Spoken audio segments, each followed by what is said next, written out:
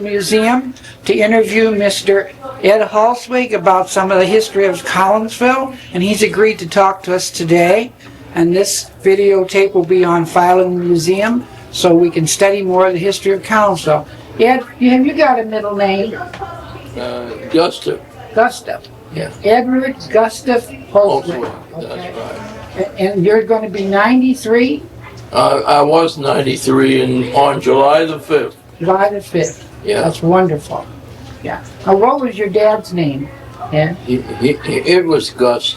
G-U-S-T. You were named after him, Gus. Yeah. And you had one brother? And yes. Yeah. No, I think he had two brothers. Your dad had two brothers? Yeah. One was Julius and the other was Gottlieb. Oh, Gottlieb. Then did your grandparents come over here from Germany? Yes. Yeah. That was the Myers. They were the Myers. Mm-hmm. And that was your mother's maiden name? Myers? Yes, Myers. Yeah. Uh-huh. My grandmother was married first, and she was married to a Krug, and then a Meyer. Were you related to Frida and Maida Krug? Yes. Okay. Yeah. Okay. So your dad was born in this country then? No, my dad was not. He come over when he was 15 years old. Oh. From Europe. I see. And his first job was washing dishes in New York. Then he finally come to Collinsville and finally started working in the mines. He worked in the mines, particularly at Glen Carbon, for a long time. And then gradually, he gradually got to be a bartender, and he worked for an August Cliver that had the saloon down at the depot. On Reed Avenue? Yeah. Down there on Reed Avenue. Down on the end, right close to the tracks, because everybody commuted by train to St. Louis. And there was a lot of traffic on that Depot Hill, they called it. Of course, it's Reed Avenue now. And that was something to watch those people get on the train. And they used that Reed Avenue a lot, didn't they? Oh yes, they used Reed Avenue. Of course, everybody called it Depot Hill. It was Depot Hill by everybody. Now, he was such an asset to the community when he was younger, when the miners worked here and came over from Europe. And so what did he do after he left his tavern? My dad? Well, then he finally, he went into the saloon business, you know. Okay. And he built that building where the Home Federal's at now, but of course it was the other building. But the sign is still on the side of that building, the Bull Durham sign. Oh, that Bull Durham sign is left from his tavern. He got $15 for letting them paint that sign on it. Isn't that something? See, he built that building, the old brick building. On Main Street. Yeah, and that had a hall upstairs, and there was a lot of meetings up at that hall over the tavern. I see. Yeah. So how old were you then?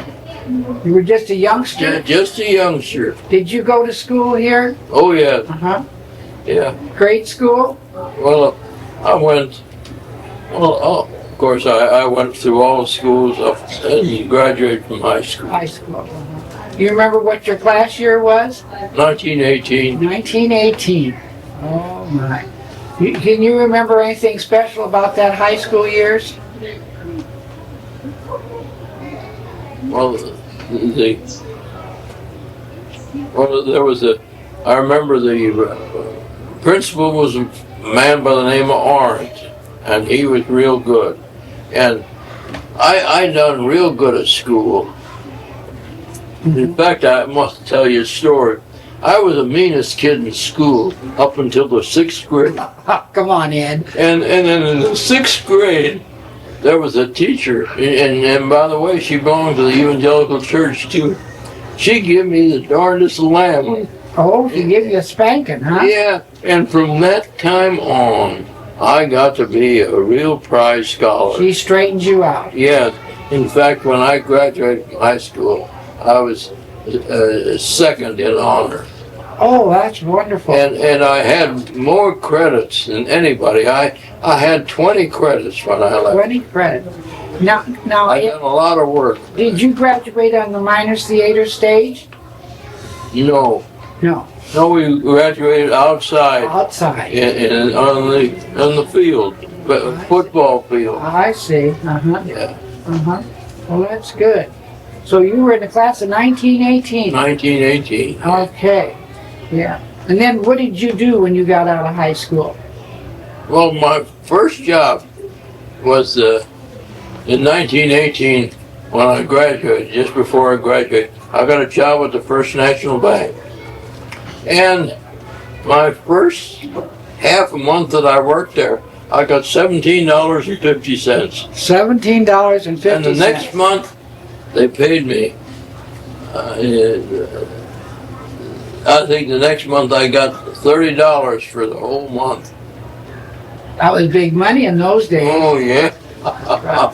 Now, Ed, was the First National Bank located where Butterfield's Jewelry is now? Is that where you worked? That's right. Yeah, and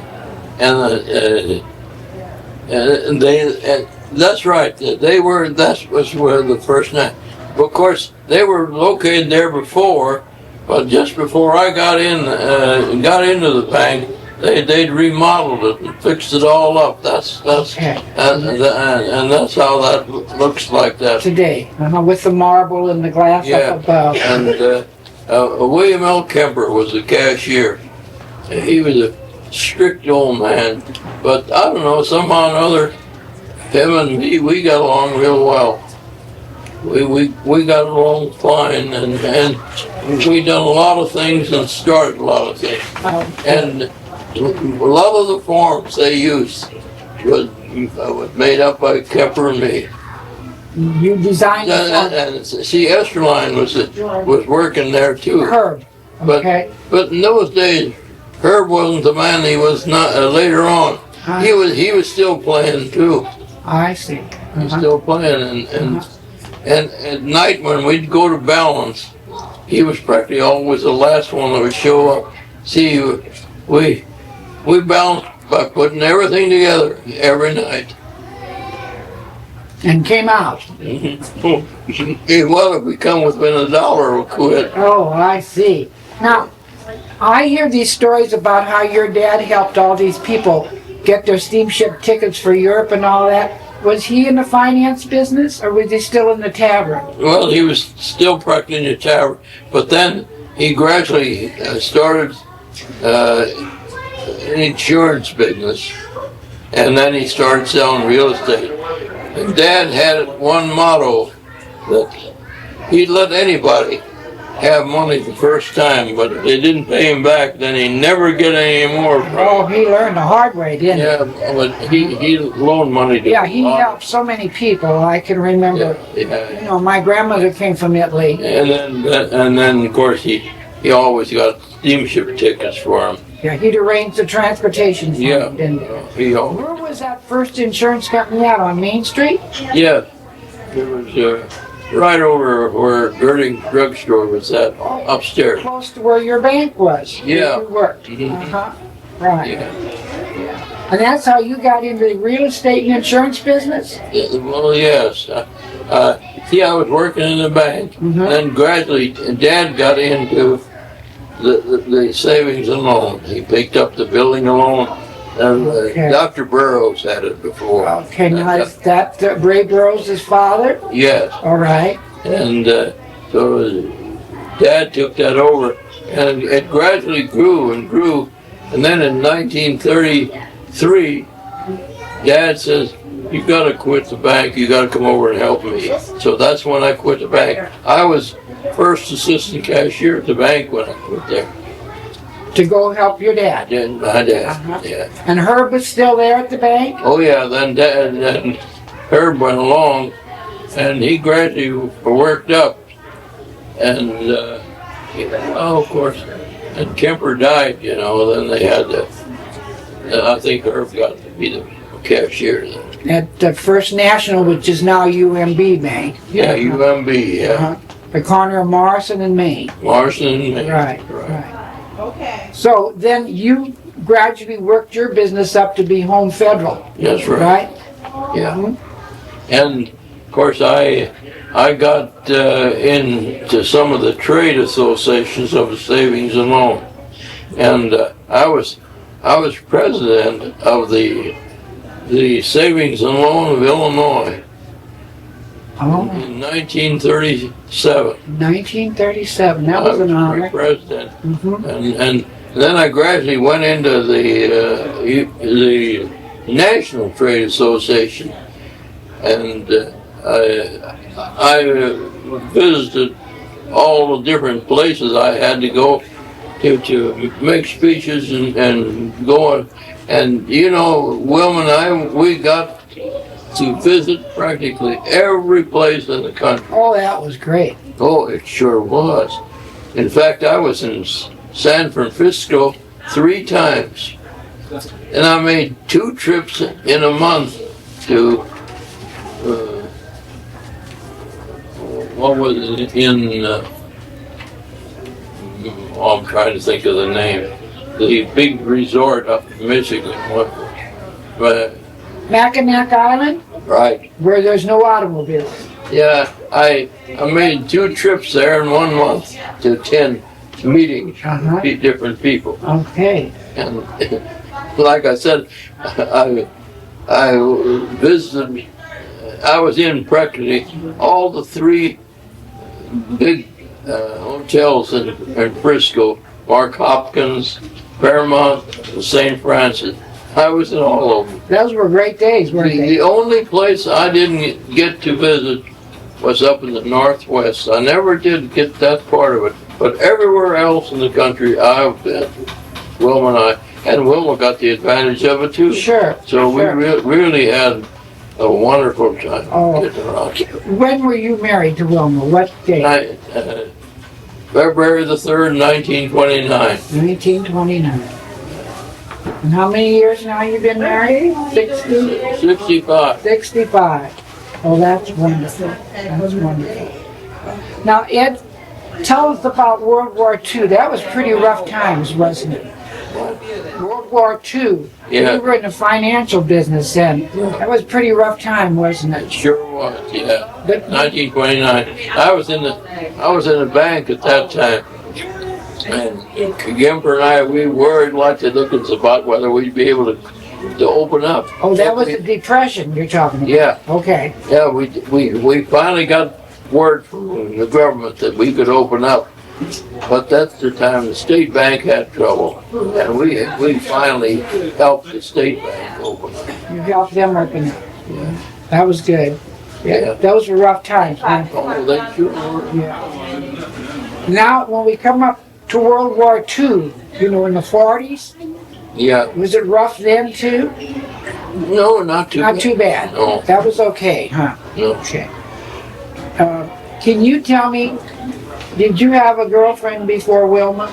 Yeah. Who was that? Lynette Brainerd, Lynette Brainerd, daughter of Dr. Brainerd. Dr. Brainer's daughter Troy. Yeah. from Troy. Can you tell me an experience when you were a young man like that? How did you get around? Did you have a car? I finally got a Ford Coupe, the old Ford Coupe, and I had everything on it you could put on, even a fan inside. Even a fan inside. That's all right. That's all right. Well, your era then was the streetcars, wasn't it, in Collinsville? Yeah. They were on the main street, weren't they? And they ran up Main Street and down Clay Street. That's right. Yeah. And so, but you had a car, so you didn't have to worry about that. Yeah. But we made when we went to St. Louis, we usually used the Streetcar? You usually use a streetcar. That's good. I forgot to ask you, when you were in high school, were you in any sports? I played a lot of tennis. Did you? You played a lot of tennis? Yeah, but not good enough to be a champion. But you played. I liked it. Ed, what was your impression of Collinsville as a good place to live? Remember they used to say Collinsville, a good place to live? Yeah. Well, I think Collinsville's always been a nice place to live because we don't have too much of the element that would cause trouble. It's been pretty good. It shows this mixture of different people like Italians and Germans and everything works out real well. Mm-hmm. And we're an example of that, aren't we? Yeah. Right. Mm-hmm. Yeah. Do you remember the heyday of the mines? Yes. I was going to tell you, when the mines worked, when 2 or 3 mines were working, see, there was Maggie number 2, there was Consolidated number 17, then there was one in Maryville. But when they paid at the end of the month, when I was working in the bank, that was something, those paydays. And we didn't put no money in the drawer. We had it on top and working out of there. Just shelled it right out like merchandise. They had tremendous paydays. Made good money. Yeah, they sure did in the mine. Well, when we look back, Ed, most of the activity was on the east end of town, down that way, wasn't it? Is that because of the mines? Well, that was one reason, yeah, I think. Yeah, well, but it wasn't too much different. So, no, you got as far as what we said was McLenahan's Corner. Uh-huh. From then on, there wasn't too much. There, Collinsville's always been like those 3 blocks, hasn't it? Yeah, that's right. Do you remember when the Bluff Road went down to St. Louis Road, where St. John Cemetery is, before those houses built there? That was a dirt road, wasn't it, originally? Yeah. And then they paved that. In the old days, when the weather was bad, you had it all the time getting up that hill. Because of the mud. Bluff Road. Bluff Road.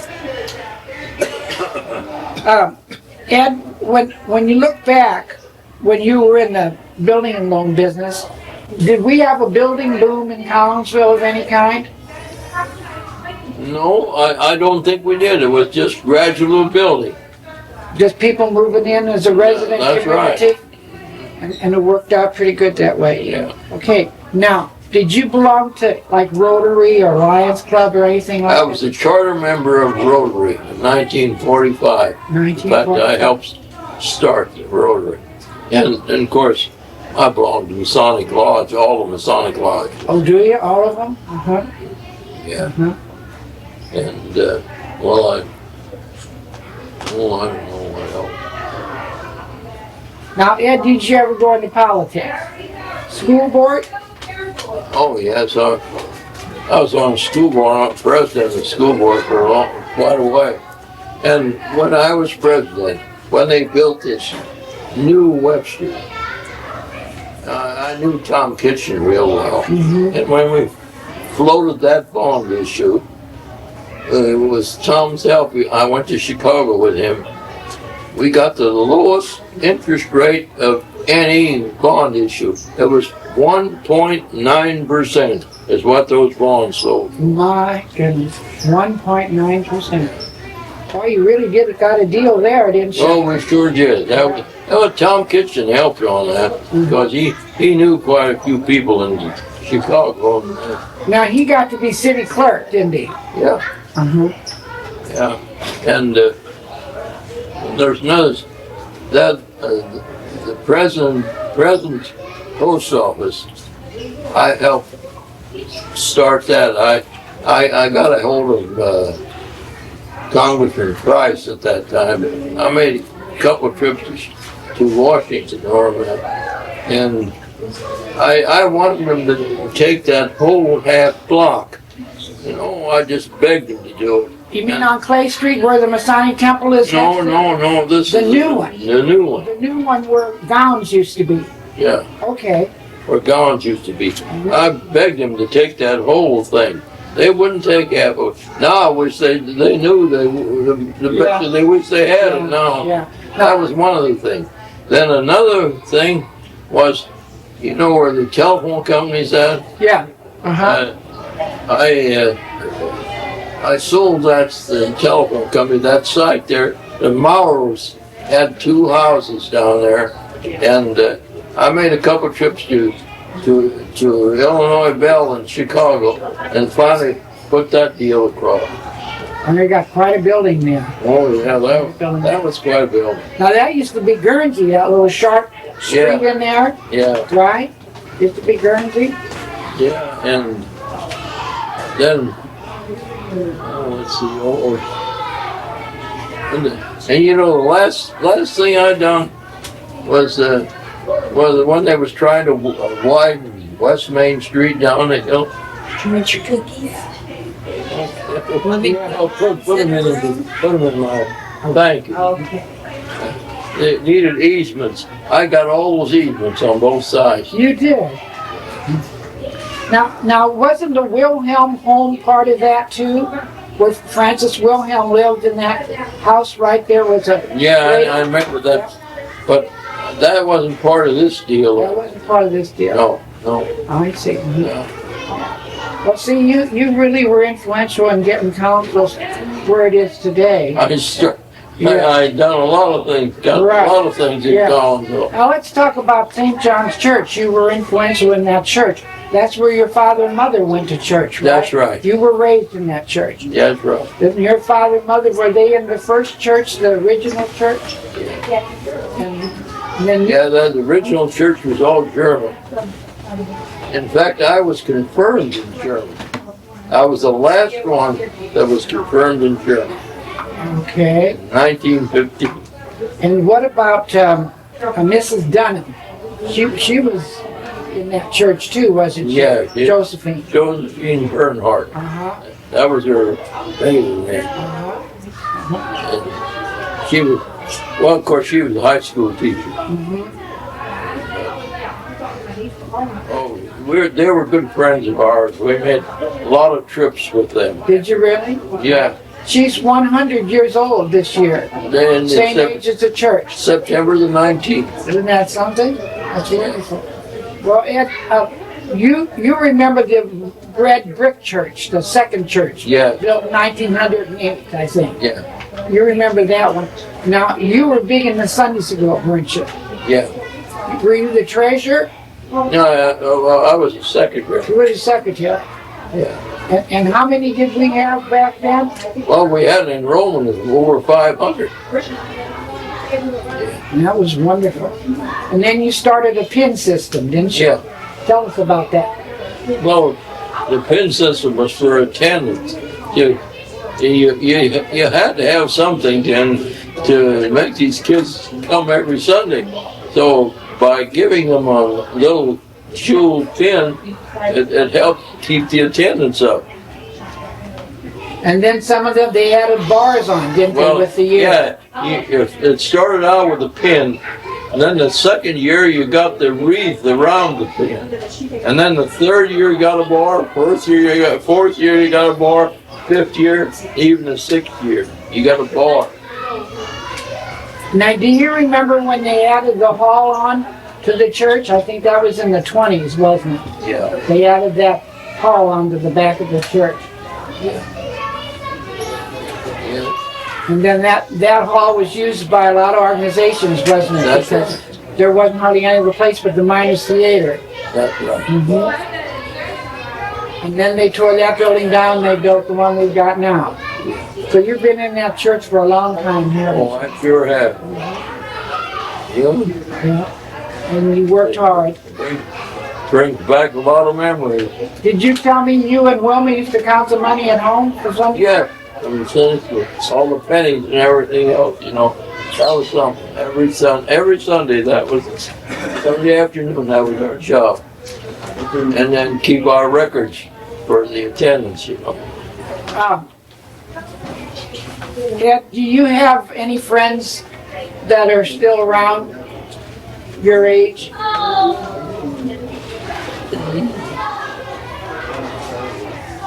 Well, Josephine.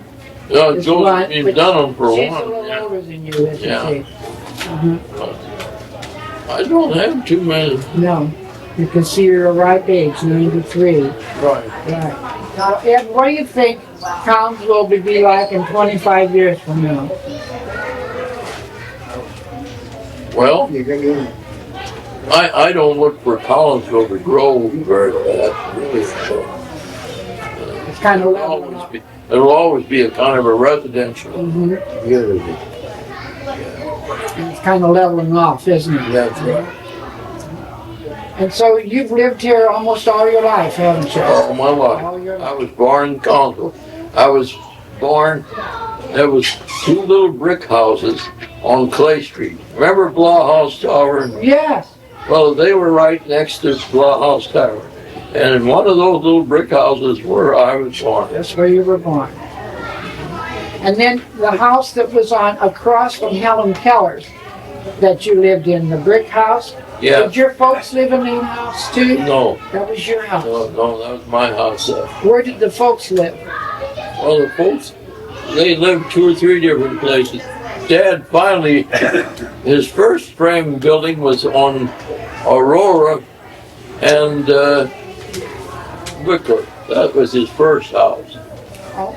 Yeah, and Kennedy was the architect on that, J.W. Kennedy. Oh my. And then after that, the next house he built was a 410 Vandalia. Then the Chicanos live there now. Okay. Uh-huh. And then after that, the next house he built was a brick house at 428. And do you remember the dress factory? Was that called the knitting mill when you were young? Well, Chester Knitting Mill was started out, and I'm trying to think of the man that was the head of it now. I helped finance that big building down below the hill. Okay, where the bridal place Yeah. went into? Mm-hmm. Home Federal financed that, or the man that was a dress factory. There was a dress factory at that time, Forest City, wasn't it? Yeah, Uh-huh. And then they sold out to this bridal company. yeah. But they built that Well, I'm too. trying to think of the man's name. I can't think of it now. Max Landau was the manager there, Well, wasn't it? he was with the first. With the first one, Yeah, the Forest City. Forest City. But the next one, I was a friend of him for a long time. I can't think. So Home Federal loaned the money to build that building. Yeah, And then they sold the old one and converted it into apartments yeah. on Main Street. Ed, what do you remember about the Miners Theater? One of my first jobs was working in the theater. What did you I helped the operator with the moving picture machine. Oh, boy. Yeah, at first it was the Opera House, then we went to the Miners Theater, and I helped the operator. Now, the Opera House was across the street where Newberry's was, wasn't it? And so you helped with the film in Miners. Yeah. To Both, I worked Both at of both of them. First at the Opera House, then at the Miners. Yeah, Well, see, they're trying to preserve that building. yeah. Oh, yeah, that's an awful nice building. That's still, it's not, You know, they made one mistake when they built that they didn't put an elevator that's true. for the third. See, they had 3 floors. Uh-huh. And those steps are bad, aren't they? Yeah. Yeah. That's a bad situation. I've been in everything practically. Well, you were important on Main Street and you were backbone of the community. You know, the first job I got, like working in the moving with the operator, they used to pay me 3.5 and 4.5 a week. And that was big money, wasn't it? Yeah. Can you remember how much you paid for that car? The first car. was around about $350. No, $450 $450. for the coupe. It was a coupe. Okay. Now, is there anything else you'd like to talk about? I think I covered. You did good. You remembered real well. Trying to think of one other thing. Oh, I helped Duke Rader when he built that high rise. He come to me and wanted to know whether I would help him get the property. And one of the first ones we bought was Dillard's. Old look home. And then, of course, the lumber yard. Uh-huh. Those two, we did those two. And that practically gave him the ground he needed. Yeah, that's quite a building. Yeah. We needed that badly. Yeah, we sure did. That was a public housing at that time. That's right. And you remember when the old Fairmont Hotel burnt down, don't you? Yeah, I remember Ike Schwartz real well. He built that building, didn't he? Yeah. Mm-hmm. I feel it. And He was an awful nice man. he was a furniture man? Yeah. Mm-hmm. Because that was a furniture store when I was a kid. Yeah. Yeah, oh, I remember that real well. Well, Ed, we really appreciate you giving your time and telling us all.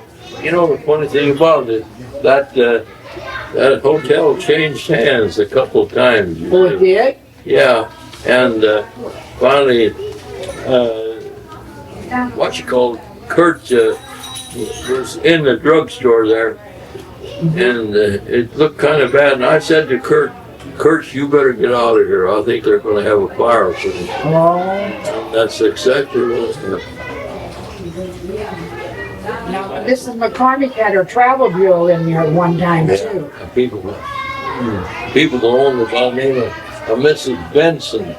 Oh, I see. You predicted right, didn't you? Yeah, I sure did. I thought it would because there was nobody in it, and they couldn't rent out any rooms for the hotel. Yeah. So there was only one thing left. There wasn't anything left of it, was it? Yeah. Well, Ed, we're going to keep a copy of this in the museum and help write the history of Collinsville, of all the things that you remembered, and we appreciate you taking the time to do Okay, it. well, I'm glad to do it. We appreciate it very much. Yeah. Thank and you. I hope I didn't bore you. No, you didn't. You gave us some good information, and we do appreciate it. And we thank you very much. And this will conclude the interview. Look here.